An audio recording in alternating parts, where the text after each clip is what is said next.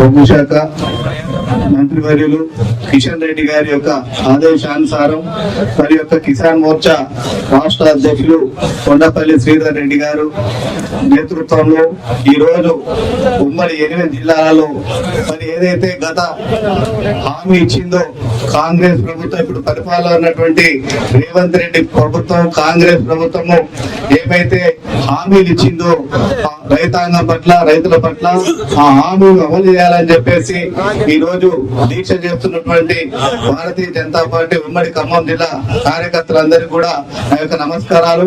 ఈ యొక్క కార్యక్రమంలో ఉన్నటువంటి నా సోదరులు మరి ఖమ్మం జిల్లా అధ్యక్షులుగా మొన్ననే నియామకమైనటువంటి నెల్లూరు కోటేశ్వరరావు గారు, అదే విధంగా కిసాన్ మోర్చా మరి నాయకులు చిలుకూరు రమేష్ గారు, అదే విధంగా మా యొక్క చావా కిరణ్ గారు, రాష్ట్ర కార్యవర్గ సభ్యులు సీతారామరాజు గారు, మాజీ జిల్లా అధ్యక్షులు ఉదయ్ ప్రతాప్ గారు, అదే విధంగా ఈ యొక్క సమావేశంలో అసెంబ్లీ పోటీ చేసిన అభ్యర్థులు మరి ఉమ్మడి జిల్లా సంబంధించిన భారతీయ జనతా పార్టీ నాయకులందరూ కూడా నా యొక్క నమస్కారం.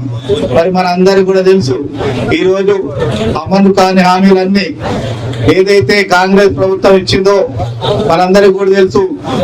నవంబర్ 17వ తారీఖు 2023వ తారీఖున మరి కాంగ్రెస్ పార్టీ జాతీయ అధ్యక్షుడు మల్లికార్జున ఖర్గే గారి నేతృత్వంలో ఒక మేనిఫెస్టోను విడుదల చేయడం జరిగింది. అది ఒక మేనిఫెస్టో కాదు, ఈ యొక్క తెలంగాణ రైతుల పట్ల వారి యొక్క మరణ శాసనం ఆ రోజు లిఖించబడ్డది అన్న విషయం మనందరూ గుర్తుంచుకోవాలి. వారికి ఇచ్చినటువంటి హామీలు ఏదైతే ఆ రోజు మరి మల్లికార్జున ఖర్గే గారు 6 గ్యారంటీలు, 42 అంశాలు, 420 హామీలు ఏదైతే ఇచ్చారో అన్ని కూడా మరి ఈ రోజు వారు ఆ రోజు చెప్పినటువంటి విషయం మనందరికీ కూడా గుర్తుంది.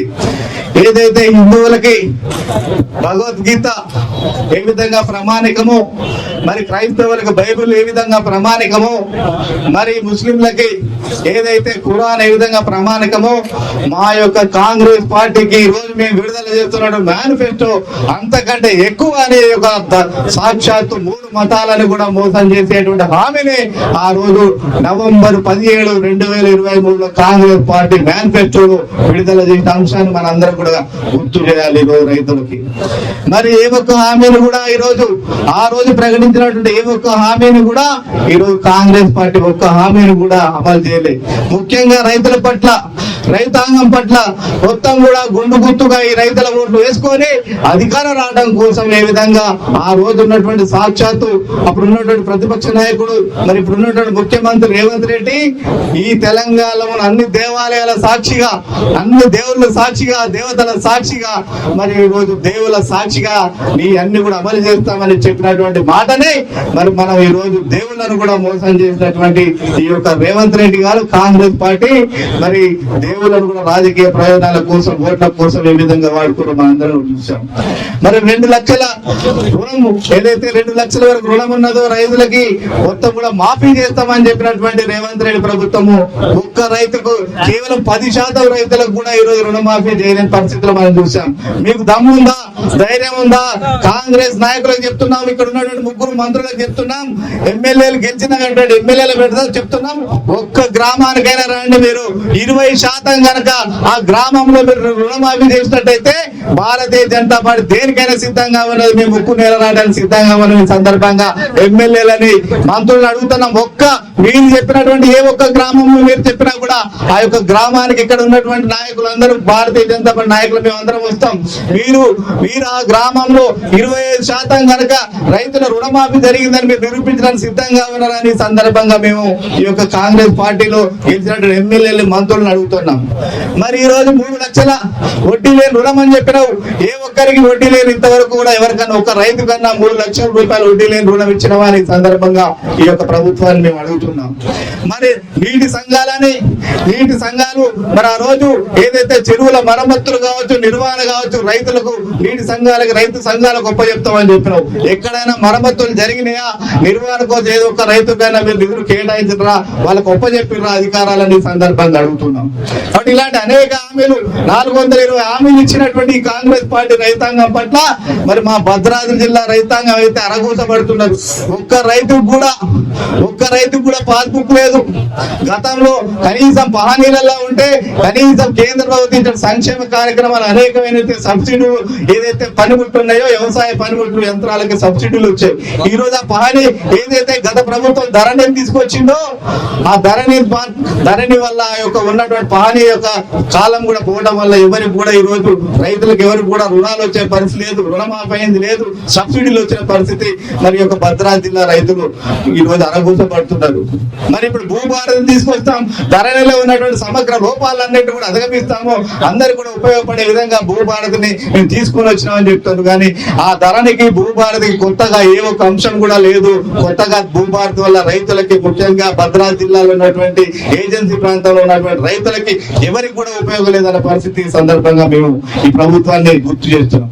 ఆఖరికి గిరిజనులకు కూడా పోడు పట్టాలు ఇచ్చింది తప్ప వాళ్ళ భూమిలో వ్యవసాయం చేసుకుంటే ఇదే ఫారెస్ట్ అధికారులు కావచ్చు, అందరు రెవెన్యూ వాళ్ళు అందరూ కూడా అక్రమ కేసులు పెడుతున్నారు. కనీసం కరెంటు గుంజుకుందామంటే కరెంట్ ఇచ్చే పరిస్థితి, ఒక మోటార్ పెట్టుకునే పరిస్థితులు, వాళ్ళ భూములలో వాళ్ళకు కూడా వ్యవసాయం లేని పరిస్థితులు. ఈ రోజు ఒక గిరిజన రైతులే కాదు, గిరిజన రైతులు కూడా అరగూసపడుతున్నారు. భద్రాద్రి జిల్లాలో 2,40,000 మంది రైతులు ఉంటే భద్రాద్రి జిల్లాలో 40,000 మంది కూడా ఈ రోజు మరి 40,000 మంది కూడా రుణమాఫీ కాలేదంటే పరిస్థితి ఎంత ఘోరంగా ఉందో భద్రాద్రి జిల్లాలో అర్థమవుతున్నది. బట్ ఇలాంటి అనేక అంశాలు ఈ రోజు మన సమగ్ర పంటల బీమా పథకాన్ని తీసుకొస్తామని ఒక హామీ ఇచ్చింది సరే ఈ రోజు. కానీ నువ్వు హామీ తర్వాత సమగ్ర పంటల బీమా పథకం నువ్వు కొత్తగా తీసుకురావద్దు. నరేంద్ర మోడీ దాని పథకం ఫసల్ బీమా పథకం ఉందా, కనీసం దాన్ని అమలు చేయాలంటే ఇప్పుడు గతంలో ఉన్నటువంటి 10 సంవత్సరాలు ఉన్నటువంటి టిఆర్ఎస్ ప్రభుత్వం అమలు చేయలేదు. ఇప్పుడు ఉన్నటువంటి కాంగ్రెస్ ప్రభుత్వం కూడా ఈరోజు ఫసల్ బీమాను అమలు చేయలేని పరిస్థితిలో ఉన్నది. కానీ మేనిఫెస్టోలో సమగ్ర పంటల బీమా పథకాన్ని తీసుకొస్తామని చెప్పారు. కనీసం నరేంద్ర మోడీ గారు ఈరోజు ప్రవేశపెట్టినటువంటి ఫసల్ బీమా పథకాన్ని అమలు చేసిన మరి మొన్న అకాల వర్షాల వల్ల కావచ్చు, అతివృష్టి వల్ల, అనావృష్టి వల్ల ఎప్పుడు కూడా భద్రాద్రి జిల్లా ఏ విధంగా ఇబ్బంది పడుతుందో మనందరం కూడా చూస్తున్నాం. గోదావరి వల్ల కావచ్చు, అతివృష్టి అనావృష్టి వల్ల ఏ విధంగా ప్రతిసారి కూడా ఈ యొక్క రైతాంగం పంటలు నష్టపోతున్నటువంటి విషయం. మరి అనేక తెగుళ్ళు వస్తున్నాయి. ఈ రోజు మిర్చి కావచ్చు, పత్తి కావచ్చు, నష్టపోతున్నారు రైతులు, గిట్టుబాటు ధర లేక మరి ఎక్కడ కూడా పంటలు కూడా ఇబ్బంది పడుతున్నారు. అటువంటి పరిస్థితుల్లో ఈ యొక్క ఫసల్ బీమా పథకం కనుక ఉన్నట్లయితే మరి ఈ రోజు రైతులందరూ కూడా ఉపయోగం జరిగేది. కాబట్టి ఈ విషయంలో కూడా మరి ప్రభుత్వం మోసం చేసింది. మన యొక్క ఈ ధర్నా కార్యక్రమానికి ముఖ్య అతిథిగా వచ్చినటువంటి మన యొక్క రాష్ట్ర ప్రధాన కార్యదర్శి శ్రీ గుజ్జుల ప్రేమేందర్ రెడ్డి గారికి స్వాగతం, సుస్వాగతం. మన యొక్క ఉమ్మడి ఖమ్మం జిల్లాకు సంబంధించినటువంటి ధర్నా కార్యక్రమంలో పాల్గొనడం కోసం వాళ్ళు వచ్చారు. వారికి స్వాగతం, సుస్వాగతం.